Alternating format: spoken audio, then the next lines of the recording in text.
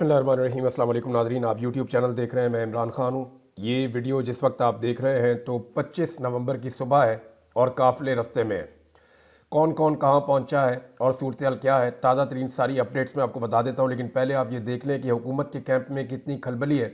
सारी रात कोई सो नहीं पाया और बहुत ज़्यादा परेशानी है। जो हुकूमती लोग हैं या हुकूमती जमातों से जिनका ताल्लुक़ है, वो लोग इवन हमसे रब्ता करके पूछ रहे हैं कि आपको क्या लगता है कि पाकिस्तान तहरीक इंसाफ की हिकमत अमली क्या है। यानी उनके पास अब कोई क्लू नहीं है, उन्हें समझ नहीं आ रही कि निपटना कैसे है या अब करना क्या है। क्योंकि इतनी बड़ी पॉलिटिकल मूवमेंट पूरे पाकिस्तान के अंदर, लीडरलेस मूवमेंट, जहाँ लीडर जेल में मौजूद है और पूरा पाकिस्तान निकला उसके लिए, ये पाकिस्तान के सियासी लोगों ने पहले विटनेस नहीं की। और ये तो किसी का ख्वाब ही हो सकता है कि उसको इतनी बड़ी मकबूलियत मिले। हुकूमत की बौखलाहट का अंदाज़ा आप वज़ीर दाखिला के एक स्टेटमेंट से लगा सकते हैं। मोहसिन नकवी का स्टेटमेंट है कि आज़ाद कश्मीर का कोई शहरी आईनी पाकिस्तानी शहरी नहीं है। इसका किसी इंतशार में शामिल होना, दहशतगर्दी में शामिल होना है। ये इतना बड़ा ब्लंडर किया है ना कि पाकिस्तान का 70 साल का नैरेटिव उड़ा के रख दिया इस शख्स ने। कायद-ए-आज़म मोहम्मद अली जिन्ना ने फरमाया था कि कश्मीर पाकिस्तान की शारग है। ये उस नैरेटिव को उड़ा दिया है। कल को अगर कश्मीरी ये कहते हैं कि जनाब आप फिर यहाँ पे नौकरियाँ करने क्यों आते हैं, यहाँ पे आके आप हमारे एडमिनिस्ट्रेटिव मामलात को क्यों छेड़ते हैं अगर हम पाकिस्तान नहीं, वो भी बेशुमार चीज़ें कह सकते हैं। वज़ीर दाखिला को ऐसा इर्रिस्पॉन्सिबल स्टेटमेंट देने से पहले 10 दफ़ा सोचना चाहिए था। और अगर उन्होंने ये स्टेटमेंट दे दिया है तो इस पर रुजू करके उनको माफ़ी मांगनी चाहिए। बुखलाहट बहुत ज़्यादा है, हुकूमत बहुत परेशान है। जितनी रुकावटें उन्होंने खड़ी की हैं, जितनी फोर्सेस उन्होंने लगाई हैं, उनके हाथ से गेम निकल रहा है। कौन कहाँ पहुँचा ये बताने से पहले मैं आपको ये बता दूँ कि ओवरसीज़ पाकिस्तानियों ने जो तारीख रकम की है उसमें कनाडा और अमेरिका के शहरियों ने भी अपना हिस्सा डाल दिया है।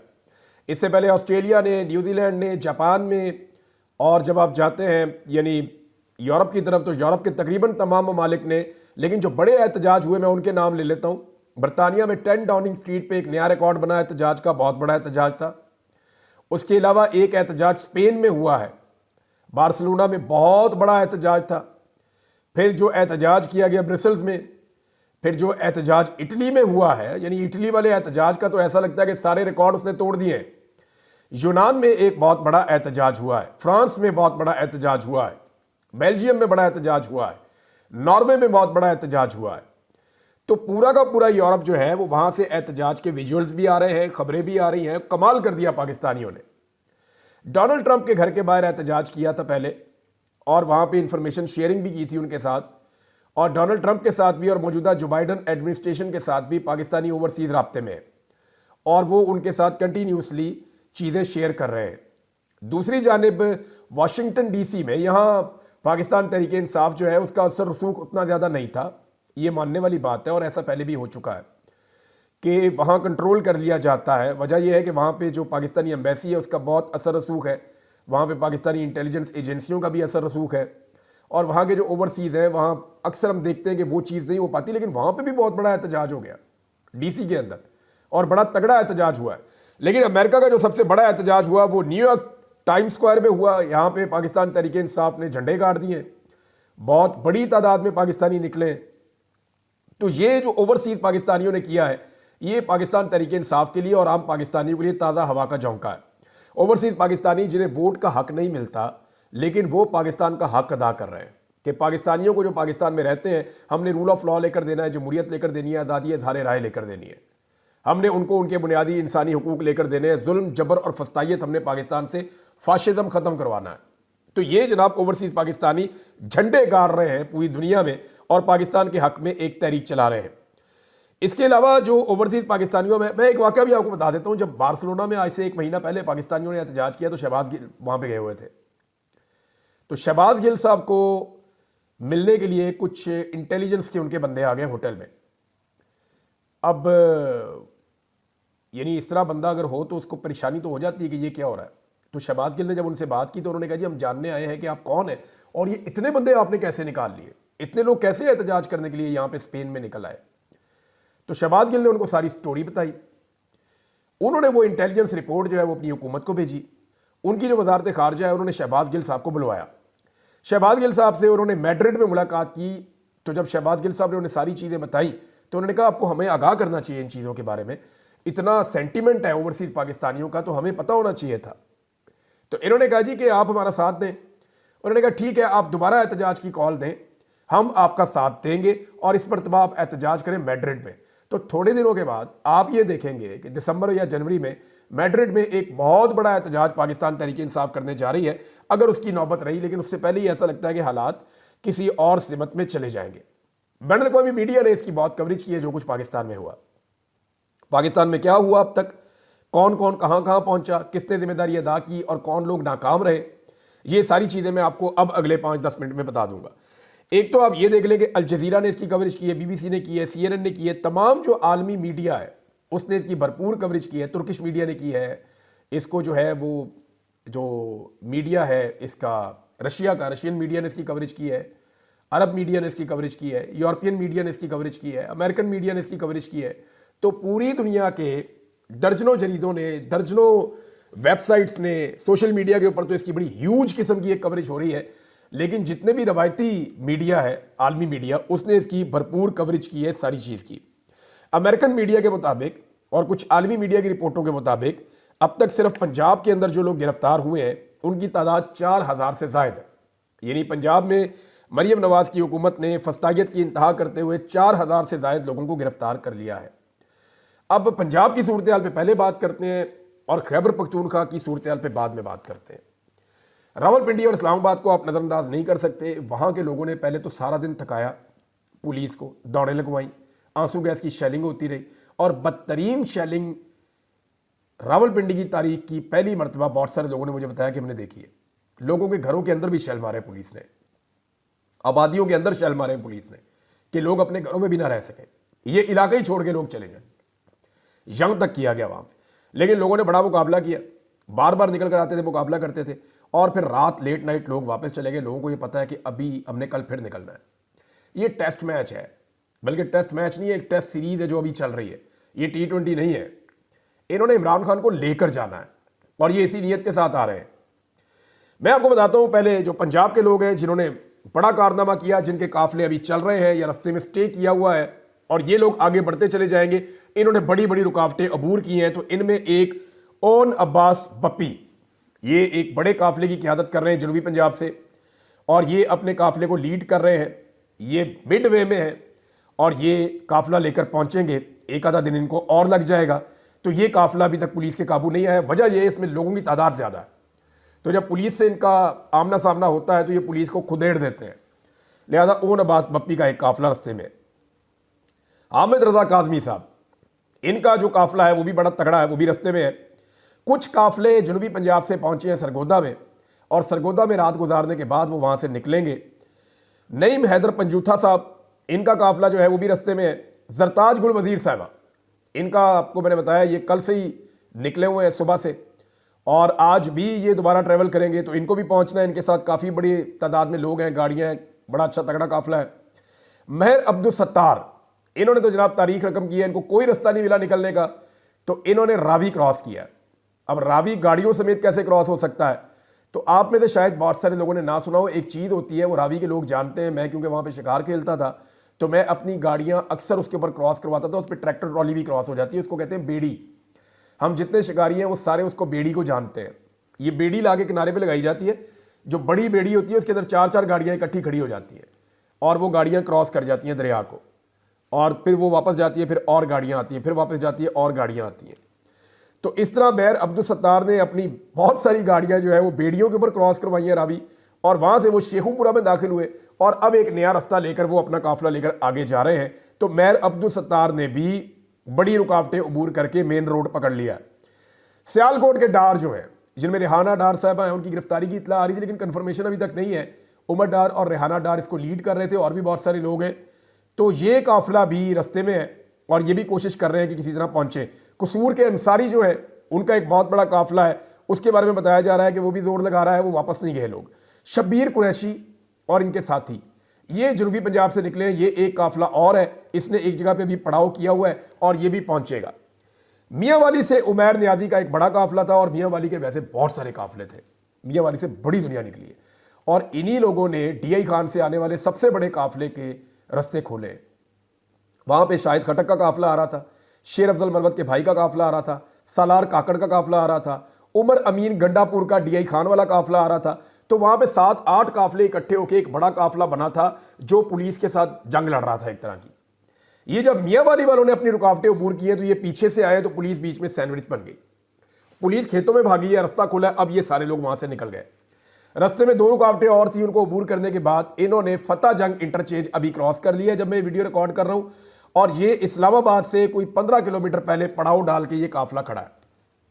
और जो क्लेम कर रहे हैं इस काफिले के अंदर मौजूद लोग, वो यानी हर काफिले वाले से अलग बात करें तो वो क्लेम करता है कि जी 10 से 20 हज़ार बंदा मेरे साथ है। तो ये 7-8 काफिले हैं। यानी अगर हम ये कहें मोहतात अंदाजे में 50,000 से 1 लाख आदमी इस जगह पे मौजूद है तो आप मोहतात अंदाजे में ये कह सकते हैं। अब इस काफिले ने जाना है इस्लामाबाद, या यहां पे रुकना है, या वापस पीछे जाना है पेशावर की तरफ, ये फैसला भी नहीं हुआ। ये फैसला होगा आज सुबह जब आप ये वीडियो देख रहे हैं तो उस टाइम पे कभी ये फैसला होगा, क्योंकि कट्टी पहाड़ी पे बहुत बड़ी रुकावटें खड़ी की गई है। वहां पे इस वक्त एक जंग जैसी सूरत हाल है, और वहां जो फ्रंट के ऊपर लोग मौजूद हैं खैबर पख्तूनख्वा के, मैं उनके बारे में आपको बता देता हूं। वहां पे इस वक्त सुहेल अफरीदी, मीना खान अफरीदी और उमर अयूब खान साहब, इनके काफिले क्योंकि वहां से हज़ारा से पहुंच चुके हैं, ये वहां पे आके कट्टी पहाड़ी पे टकराए हैं, तो ये लोग इस वक्त फुल मुजामत कर रहे हैं। ये मुराद सईद की टीम पूरी की पूरी जो है वो इस वक्त कट्टी पहाड़ी के ऊपर मुजामत कर रही थी, लेकिन फिर वहां पे पाकिस्तान तहरीक इंसाफ ने अपना पड़ाव डाला है और कट्टी पहाड़ी को उन्होंने क्रॉस करना है। अब देखना यह है कि वो एक तरफ से जोर लगा के उसे क्रॉस करते हैं या पीछे से मदद मांगते हैं। अटक से जो लोग निकले हैं उन्होंने सारा दिन मोटरवे पे कब्जा रखा है, पुलिस को भगा दिया था उन्होंने। अटक का डीपीओ लोग ढूंढते रहे, वो नजर ही नहीं आया। अब ये जो अटक से लोग निकले हैं ये वापस अटक में ही अपने घरों में चले गए, और वो ये कह रहे हैं जी हम दोबारा निकलेंगे। जुल्फी बुखारी साहब की जो फैमिली है, जो यहाँ पे उनके कजन्स हैं, जो उनके बाकी रिश्तेदार हैं, वो यहाँ पे बड़ी ज़बरदस्त उन्होंने लड़ाई लड़ी है। अटक के मैं पहले ये आपको बताना भूल गया था, और बाद का इन्फॉर्मेशन होती भी नहीं है। फिर मैंने जो ग्राउंड रियलिटीज़ मुख्तलिफ लोगों से इन्फॉर्मेशन ली तो वो ये है कि अटक के जो 5 MPAs हैं उन्होंने भी बड़ा जोर लगाया, और वो 5 MPAs अपने अपने लोगों को लेकर निकले और कोई एक भी गिरफ्तार नहीं हुआ अभी तक। और फिर जब उन्हें पता चला कि अभी खैबर पख्तूनख्वा वाले बहुत लेट हैं, हमें उनको लेकर जाना है या उनकी मदद करनी है, तो फिर वो वापस गए और उन्होंने नई हिकमत अमली बनाना शुरू की है। वो कल दोबारा निकलकर मोटरवे पे आकर टच करेंगे। अभी मोटरवे के ऊपर इस वक्त खड़े हैं बहुत बड़े काफिले जो साउथ की जानिब से आ गए हैं, जो डीआई खान से क्रॉस करते हुए सी पैक से आए हैं। वो तकरीबन 15 किलोमीटर इस्लामाबाद से पहले, टूल प्लाजा से पहले, ये सारे वहां पे खड़े हैं और कई किलोमीटर तक वहां पे फैले हुए हैं। अब एक काफिला जो उमर अयूब के साथ आ रहा था उनकी क़यादत में, सबसे ज्यादा जंग अगर किसी काफिले ने लड़ी है तो वो इसने लड़ी है। पहले इनको एक मतलब दी गई जाके टेक्सला में पुलिस का मुकाबला करें। ये वहां गए और वहां इन्होंने कई घंटे टेक्सला में मुकाबला किया। फिर इनको कहा गया नहीं, आप अली अमीन के काफिले के साथ आकर मिले, आप वापस आए।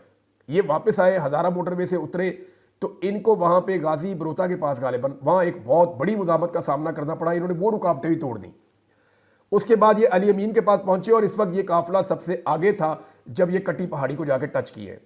तो इस वक्त जो हज़ारा से आने वाले लोग हैं या सुहेल अफरीदी के साथ जो लोग आए, मीना खान के साथ जो लोग आए, इनकी ड्यूटी है, फजल हकीम वगैरह, ये कट्टी पहाड़ी को इस वक्त क्लियर कर रहे हैं, पुलिस को वहां से हटाने की कोशिश कर रहे हैं। तो मैंने आपको उन लोगों के नाम लिए जिन लोगों ने बड़ा ज़बरदस्त परफॉर्म किया है। और अभी ये टेस्ट मैच चलेगा। अभी लाहौर ने निकलना है, अभी फैसलाबाद ने निकलना है, अभी सियालकोट ने निकलना है, गुजरावाला ने निकलना है, अभी तकरीबन दर्जनों शहरों ने निकलना है, क्योंकि लोग इंतज़ार कर रहे हैं कि अगली कॉल क्या आती है और किस तरीके से आती है। जब डी चौक पहुंचेगी पाकिस्तान तहरीक इंसाफ तो उसके बाद एक नया खेल शुरू होगा, और इस मरतबा तहरीक इंसाफ को डी चौक में पहुंचने से रोकना अब इतना आसान नहीं है। शौकत बसरा साहब एक काफिला लेकर आ रहे हैं, और शौकत बसरा साहब का काफिला भी काफ़ी बड़ा है। वो जनूबी पंजाब से निकलने में कामयाब हो गए अपने इलाके से। पुलिस का घेरा उन्होंने तोड़ दिया था, क्योंकि उनके साथ भी लोग मौजूद थे, पुराने पॉलिटिकल वर्कर हैं, वो समझते हैं इन चीज़ों को। तो शौकत बसरा साहब भी रस्ते में हैं। फयाज झजड़ा साहब वो भी रस्ते में, जिनके बेटे को टॉर्चर किया गया था प्लास के साथ, और उसकी वीडियो बना के घर वालों को दिखाई गई थी वीडियो कॉल पे। उनकी वालदा को बहुत थ्रेट किया गया था। ये MNA साहब हैं, ये भी जनाब पहुंच गए हैं। जनूबी पंजाब वालों ने बीच में चंद जगहों पे स्टे किया है और अब वो सुबह से दोबारा आगे बढ़ना शुरू करेंगे। जैन कुरैशी, आमिर डोगर, ये दोनों बुरी तरह नाकाम हुए। ना सिर्फ ये खुद नाकाम हुए बल्कि इन्होंने अपने पीछे ऐसे लोग भी नहीं छोड़े जो लीड करते हैं, और अभी तक मुल्तान से कोई बड़ा काफिला रिपोर्ट नहीं हुआ। अगर जैन कुरैशी नहीं है तो उनकी बहन कहाँ है, बाकी लोग कहाँ हैं, अभी तक कुछ पता नहीं चल रहा। लेकिन मुमकिन है कि वो लोग मैदान में आ जाए और थोड़ी देर में चीज़ें क्लियर हो जाएं जब आप ये वीडियो सुन रहे हो, क्योंकि गिरफ्तार तो कोई भी हो सकता है, लेकिन जिस तरीके से ये गिरफ्तार हुए उस पर कारकुन और अवाम बहुत गुस्से में है। बीसियों नाजरीन ऐसे गुमनाम हीरोज़ हैं जिनके अभी नाम इसलिए नहीं ले रहे हमने बल्कि आपस में हम डिस्कस कर रहे थे नामों का, तो हमने ये फैसला किया कि अभी उनके नाम नहीं लेंगे क्योंकि सारा टारगेट उनको किया जाएगा। और ये गुमनाम हीरोज़ ने कमाल किया। लेकिन एक आदमी का मैं नाम लेना चाहूँगा। इस आदमी का पाकिस्तान तरीके इंसाफ से ताल्लुक़ कोई नहीं है, ये एक इनकलाबी शायर है सिर्फ। और ये शख्स जो है ये सिर्फ पाकिस्तान की खातिर निकला हुआ है, ना इसका कोई फ़ायदा है ना इसका कोई मफाद है। ये सिर्फ अपने मुल्क के फ़ायदे के लिए निकला हुआ है, अपने ज़मीर की आवाज़ पे। ये निकलता है जहाँ पे लोग थकते हैं और हारने लगते हैं तो ये उनको शायरी सुनाता है और उनको अपने शेर सुना के उनका खून गरमाता है और उनको वापस मैदान में लेकर आता है। ये आदमी लगातार कई दिनों से लोगों को मोटिवेट कर रहा है, कभी बाज़ारों में, कभी दुकानों पे, कभी ढाबों पे, कभी चाय के अड्डों पे, हर जगह पे ये आदमी जाता है और लोगों से मिलता है। जितनी इसने कंपेन की है इस तहरीक के लिए उतनी शायद पाकिस्तान तहरीक इंसाफ के अच्छे खासे लोग नहीं कर पाए। इसका नाम है अहमद फरहाद। अहमद फरहाद को मैंने हर जगह ग्राउंड पे देखा, हर जगह तकलीफ वाली जगहों पे देखा, लोगों को रेस्क्यू करते हुए देखा, लोगों को मदद करते हुए देखा, लोगों को शायरी सुनाते हुए देखा और लोगों के साथ कंधे से कंधा मिलाकर खड़े हुए देखा। तो अहमद फरहाद का नाम अगर ना लिया जाए तो बहुत बड़ी ज्यादती है। लेकिन एक बात बड़ी क्लियर है कि मुराद सईद का जो असर है और मुराद सईद का जो एक अपना पार्टी के अंदर पूरा एक ग्रुप है नौजवानों का, वो आज भी मुझे ऐसा महसूस हुआ कि खैबर पख्तूनख्वा से आने वाले लोगों में सबसे ज़्यादा एक्टिव वही लोग हैं। नाज़रीन, कभी आपने सोचा है कि नवाज शरीफ साहब को ऐसे कारकुन क्यों नहीं मिले? यानी अगर वो गिला करते हैं या रोते हैं तो उनका रोना बनता है मियाँ साहब का। उनका कारकुन आराम मांगता है, खाना मांगता है, चीज़ें मांगता है, पैसे मांगता है, फ़ायदे मांगता है, लेकिन मियाँ साहब के लिए ऐसी कुर्बानी नहीं देता। आप अंदाज़ा करें ना, अभी 24 घंटे हो गए लोगों को अपने घरों से निकले हुए, आंसू गैस के शल भी खा रहे हैं, खाना भी ठीक तरीके से नहीं मिला, नींद भी पूरी नहीं हो रही, फिर भी वो घर नहीं जा रहे। वो पाकिस्तान की आवाज़ बने हुए और पाकिस्तान के लिए लड़ रहे हैं। ये जो 24 करोड़ पाकिस्तानियों का मुकदमा है वो ये लोग सड़कों के ऊपर खड़े होकर लड़ रहे हैं। ये लोग चंद लाख ज़रूर होंगे लेकिन ये पूरे पाकिस्तान का मुकदमा लड़ रहे हैं और पूरे पाकिस्तान से इकट्ठे होकर पहुंचे हैं। ओवरसीज़ का नाज़रीन मैं आपको बताना भूल गया कि कनाडा में भी बड़ा अच्छा एहतजाज हुआ है, बड़ा ज़ोरदार तरीके से उनकी पार्लियामेंट के बाहर खड़े होकर ओवरसीज़ पाकिस्तानियों ने एहतजाज किया है। नाज़रीन, एक चीज़ और जो मैंने महसूस की है वो ये है कि नौजवान जब रुकावटें अबूर करते हैं तो वो आगे आगे भंगड़े डालते हैं। मैंने कुछ जर्नलिस्ट ने उनसे बात की, लड़कों से, मैंने कहा ये क्या हो रहा है? उन्होंने कहा इमरान भाई ये इमरान खान को लेने आ रहे हैं, इनकी पूरी पक्की नीयत है कि ये इमरान खान को छुड़वा के ले जाएंगे। मैंने कहा यार हाउ इज़ इट पॉसिबल? तो उसके कानूनी नुक्ते भी होंगे। उन्होंने कहा जी इनको कुछ पता नहीं है, ये इमरान खान को लेने आ रहे हैं, ये पुलिस को भगाते हैं, रास्ता खोलते हैं, आगे जाके भगड़े डालते हैं कि हम अपने लीडर के मजीद करीब पहुंच गए, हम इमरान खान को लेकर वापस जाएंगे। उनके दिमाग में ये चीज़ बैठी हुई है जो लोग आ रहे हैं। अच्छा, इमरान खान कैसे छूट सकते हैं इसका कानूनी रास्ता भी है, मैं आपको बताता हूँ। 27 तारीख तक ये लोग पहुंचेंगे इस्लामाबाद में, 26 को या 27 तक पहुंचेंगे, क्योंकि इसमें टाइम लगेगा। आज 25 है, हो सकता है आज और करीब पहुंचे, 26 को हो सकता है वो पहुंच जाए डी चौक में, और 27 की सुबह इमरान खान साहब की रिहाई हो सकती है। इसलिए कि वो जो 8 केस जिनमें इमरान खान साहब की गिरफ्तारी डली हुई है, उन 8 केसेस की जो तारीख डली हुई है वो 27 तारीख है और वो लाहौर में लगा हुआ है केस। मुमकिन है वहाँ इमरान खान साहब को बेल मिले और इमरान खान साहब रिहा हो जाए, क्योंकि फिर एक ही केस रह जाएगा, वो रावलपिंडी वाला मुकदमा है, और वो 26 तारीख को उसकी वहाँ पे समाअत है और मुमकिन है कि वहाँ पे इमरान खान साहब की बेल हो जाए या उस मुकदमे में मजीद रिमांड ना दिया जाए। तो इस तरह इमरान खान साहब बाहर भी आ सकते हैं, लेकिन अगर वो बाहर आए तो ये किसी दबाव या डील का नतीजा नहीं होगा, ये एक्चुअली दबाव लोगों ने डाला होगा इंसाफ के हुसूल के लिए। क्योंकि इमरान खान को अगर अभी छोड़ा गया तो ये ऐन इंसाफ का तकाजा होगा, क्योंकि आपने 1.5 साल अंदर रख के उस आदमी से आप कुछ नहीं निकाल सके, सारे झूठे और बोगस मुकदमे जो उसके ऊपर किए गए और पूरी दुनिया में इनके खिलाफ आवाज़ उठ रही है। तो नाज़रीन, ये अब तक की इतलात थी, मैंने आपके साथ शेयर की है, बाकी चीज़ें आपको दोपहर को बताते हैं। अब तक के लिए इतने, अपना ख्याल रखिए, अपने चैनल का भी। अल्लाह हाफ़िज़।